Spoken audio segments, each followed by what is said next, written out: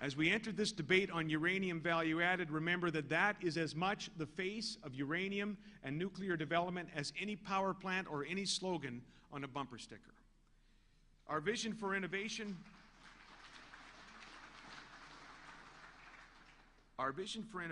includes building on the great strength here in Saskatoon of being home to a third of Canada's agricultural biotech community. It includes building on the strength of our potash industry. And we've got potash companies represented here, and we have Canpotex represented here tonight, and we're grateful for them being here. We're very grateful for what they and their employees are doing every day for this province. You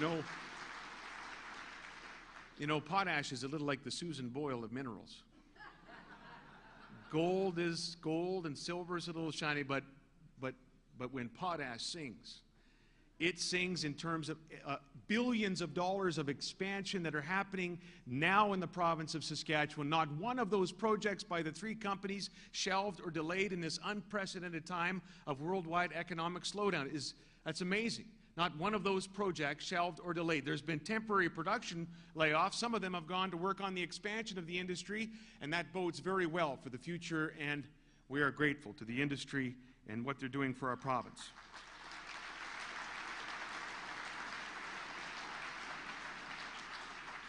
You know, there are many other applications of potash. If you have a bottle of Dasani water or some other mineral waters, you're probably drinking Saskatchewan potash. If you're having a look at a plasma TV, you're probably looking at Saskatchewan potash.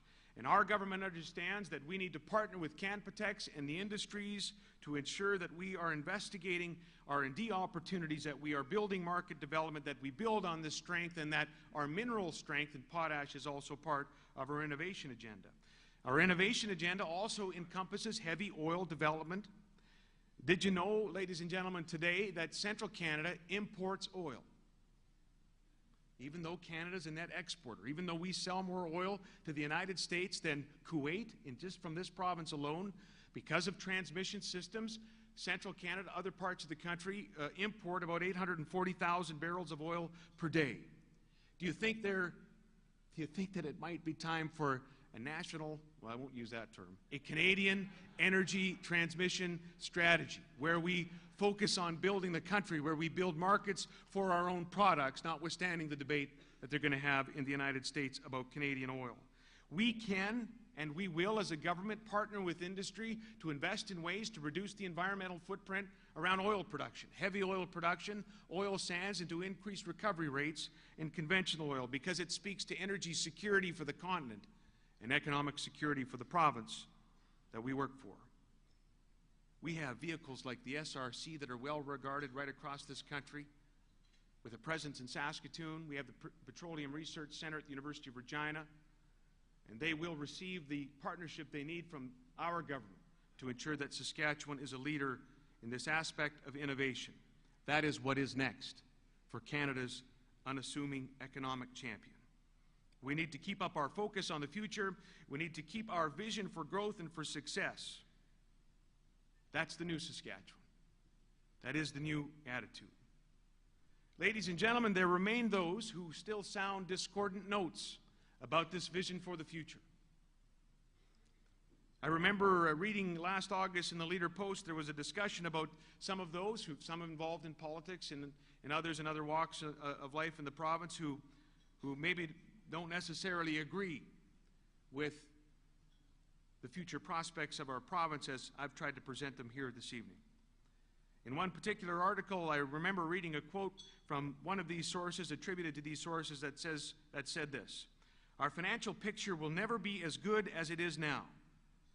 The article went on to explain that some of these people believed our government's prospects were actually not very good because things would never be as good as they are now.